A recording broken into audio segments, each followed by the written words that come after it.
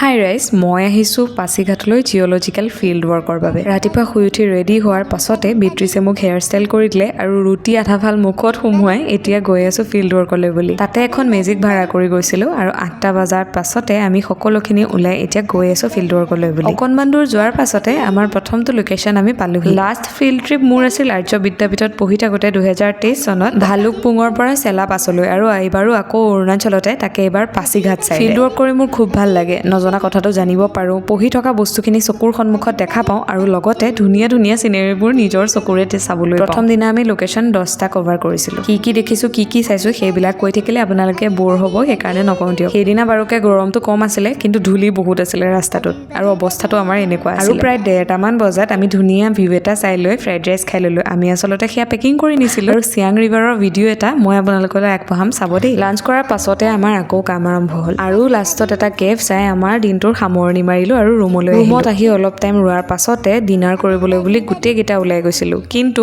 ইমানেই ভাগে ভাগে গ'লোঁ, লাষ্টত আমি 3জনী সোমালোঁ এখনত, বাকীখিনি সোমালে এখনত। ইয়াত ভেজ থালি আৰু চিকেন থালি যিয়ে নহওক খাবলৈ বৰ বেয়া। আগৰ ভিডিঅ'টোত কৈছিলোঁৱে, সেইকাৰণে ফ্ৰাইড ৰাইচ খাই কেনেকৈ ছাৰ্ভাইভ কৰিব লাগে এইবাৰ মই ঠিক বুজি পাইছোঁ। আজিলৈ ইমানেই।